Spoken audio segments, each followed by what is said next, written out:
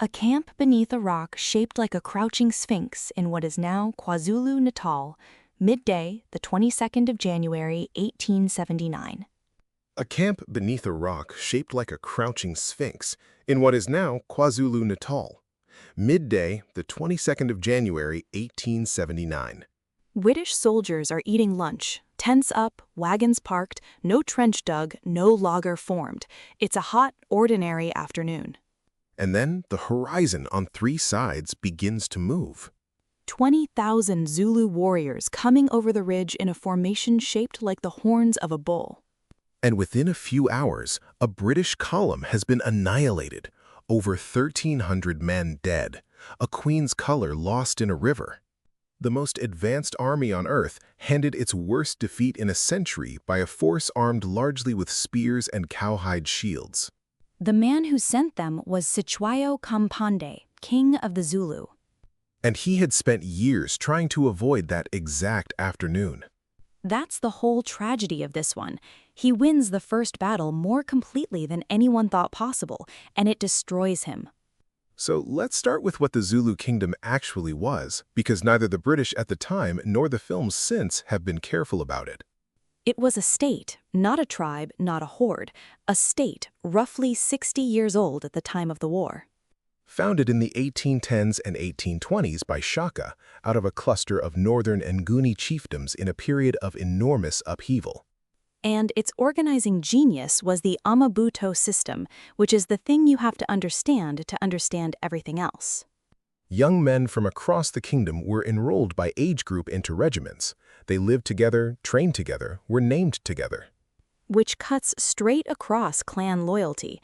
You're no longer primarily your father's son from your father's district.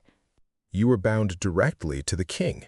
It's a machine for turning a collection of chiefdoms into a nation, and it worked. And it gave a fairly modest population an army of extraordinary discipline, capable of covering 50 miles in a day on foot and fighting at the end of it. Cetshwayo came to power the hard way. He was a son of King Mpande, and there was a succession fight. 1856, he fought his brother Mbuyazi at Indonda Kusuka. And it was savage, even by the standards of a civil war. His rival died, and so did thousands of others, and a great many of them were women and children caught against a flooded river. He was the effective ruler for years before his father actually died, and he was formally installed in 1873. And crucially, he was installed with a British official present. Theophilus Shepstone, Secretary for Native Affairs in the neighboring British colony of Natal, he attended the coronation. And the British afterwards presented that as a sort of endorsement, as establishing their standing to make demands of him later. Cetshwayo did not see it that way at all. He saw a neighbor being shown the respect a neighbor is due. Two entirely different readings of the same ceremony, and only one of them had a gunboat. And he was not a warmonger. This is the part that matters most and gets said least. He revived and drilled the regiments. Yes, he sought firearms, acquired several thousand, mostly obsolete muskets, badly supplied with powder. And he worked genuinely hard at keeping reasonable terms with Natal. Partly because his real dispute was elsewhere. It was with the Boers of the Transvaal, to the northwest, over a stretch of borderland. So he wanted the British as a counterweight in that quarrel. He said so repeatedly, in writing, through messengers, for years. And then, in 1877, Britain annexed the Transvaal. And inherited the Boer side of the border dispute, along with a new idea about how Southern Africa ought to be arranged. The idea was confederation, and the man carrying it was the British High Commissioner, Sir Henry Bartle Frere, who arrived with a mandate to unite the colonies and the Boer republics into a single federation under the Crown. And independent African states sitting in the middle of the map were, in his view, obstacles. And the Zulu kingdom, with a standing army of 30,000 to 40,000 men, was the largest obstacle on the board. Frere described it as a threat to the peace of the region and concluded that it had to be broken, not managed, broken. And here's the detail that makes this genuinely scandalous rather than merely tragic. London did not want a war. Britain was tied up in Afghanistan and had told Frere explicitly not to start anything. So he manufactured a justification and then moved before the colonial office could physically stop him. Exploiting the fact that a telegram to London and back took weeks, he simply outran his own government. And the pretext was assembled out of scraps. 2 adulterous wives of a Zulu chief fled across the river into Natal. And were dragged back and killed, which was a real violation of the border and which by any proportionate standard warranted a fine. And a survey party was briefly detained. That's the other item, briefly detained. Meanwhile, and this is extraordinary, a boundary commission that Frere himself had convened examined the Transvaal border dispute. And found substantially in Cetshwayo's favor. So Frere sat on the finding, held it back for months, and then released it alongside a set of conditions that swallowed it whole. December 1878. Zulu representatives are summoned to a meeting under a tree by the Tugela River. They are read the border ruling, which is good news, and then handed an ultimatum with 30 days to comply. Compensation: the surrender of named men for trial in a British court. Acceptance of a permanent British resident. And at its heart, the disbanding of the entire Amabuto system, and the abandonment of the rule that warriors required royal permission to marry. Which is not a border adjustment. That is an order for the Zulu state to dissolve its own structure and hand over its capacity to defend itself. It was written to be impossible. Everybody involved understood that. Frere understood it better than anyone. And Cetshwayo sent messengers back asking for more time, offering cattle, asking what else could be given. No reply was given. No extension was granted. The clock simply ran down. On the 11th of January, 1879, British columns crossed the border. And Cetshwayo's instructions to his commanders tell you exactly where his head still was. He told them to defend the kingdom, but not to cross into Natal and not to attack fortified positions. He wanted a defensive war. He wanted to bloody them enough that Britain would conclude the whole thing was a mistake and go home. He was still, at that point, trying to negotiate. He thought this was a dispute with an exit from it.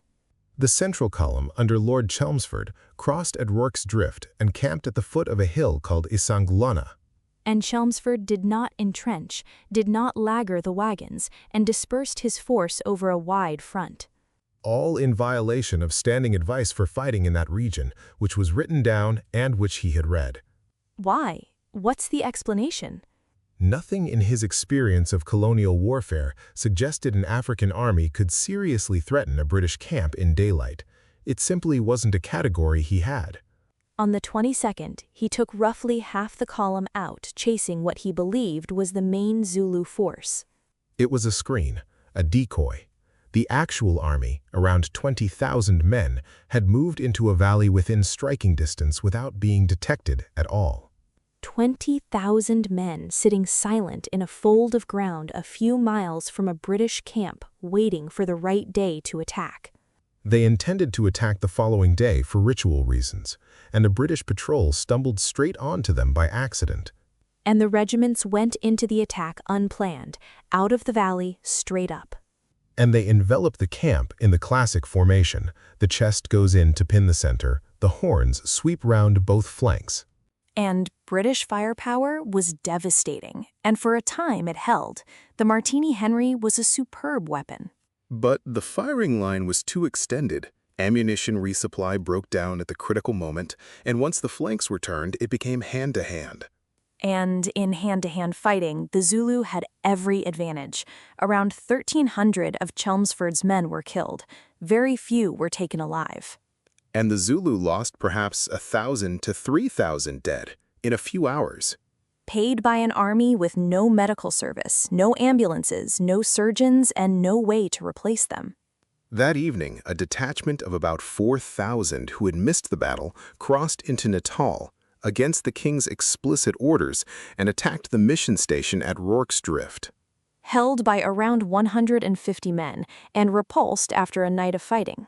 11 Victoria Crosses, the most ever rewarded for a single action.